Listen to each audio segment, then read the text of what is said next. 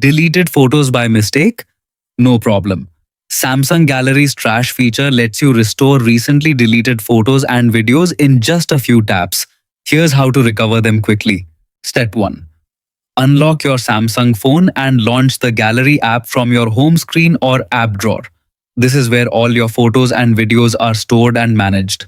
Step 2. Once you're inside the Gallery app, tap the three horizontal lines located in the bottom right corner of the screen. This will open the Gallery menu where you'll find additional options and settings. Step 3. From the menu, tap Trash or Recycle Bin, depending on your Samsung model and One UI version.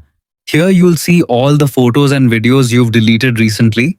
Samsung usually keeps deleted items in the trash for up to 30 days before removing them permanently. Step 4. Press and hold one photo until selection mode is activated. Then tap any other photos or videos you want to restore. A check mark will appear on each selected item, allowing you to recover multiple files at once. Step 5. After selecting your photos, tap the Restore button at the bottom of the screen. The selected images will immediately be moved back to their original albums in the gallery. If you can't find the photo in the trash, it may have been permanently deleted or the 30-day recovery period may have expired.